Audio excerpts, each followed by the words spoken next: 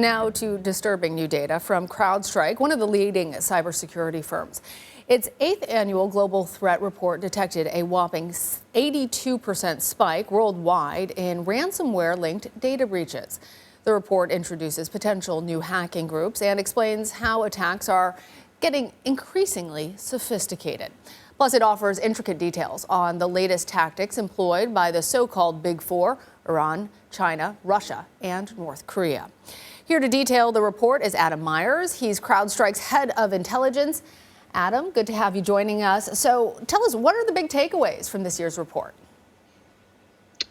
Well, there was a bunch. I think the first one is that we identified that about 98 minutes from the time that a bad actor or a threat actor gets onto a system till they can move deeper into a network and get access to sensitive data and sensitive systems. That means that defenders only have about 98 minutes that they can identify and investigate and then repel or defend against that attack. That's interesting when you think about it in terms of a more traditional crime, like a bank robbery. The idea that it only takes 98 minutes for them to get in and get out and have all that they need to perpetrate their attacks. Give us some context, though, Adam. How many ransomware attacks were there last year compared to previous years? It was up about 36%, I believe, last year over the previous year. But one of the more interesting things that we identified was that there was an 82% increase in data extortion attacks, where they not only encrypt the data, but they steal it and then hold that hostage or hold it ransom. And this is a growing trend that we've seen of weaponization of data, where victim data is being used against them. It's being used as a control lever to force them to pay higher ransoms, to pay faster, and it's being used by nation states as well.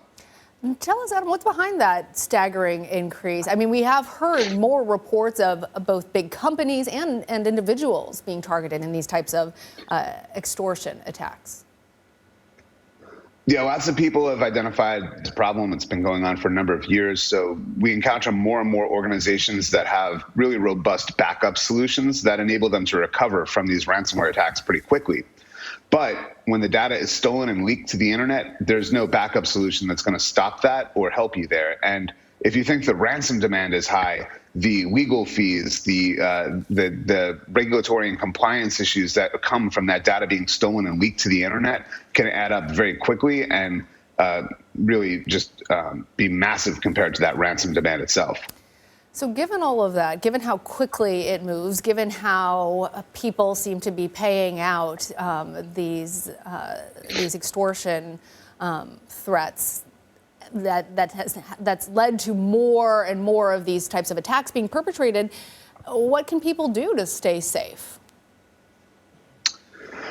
One of the things that has been a huge differentiator over the last year that I've personally witnessed is employing things like identity management and zero trust. What this really allows you to do is not just protect the system, but protect the data and protect access to the data. So if there's one thing that people would do, particularly at the enterprise level, to better defend against this, it's to employ things like zero trust, to have strong identity management, and protect the data, not just the systems.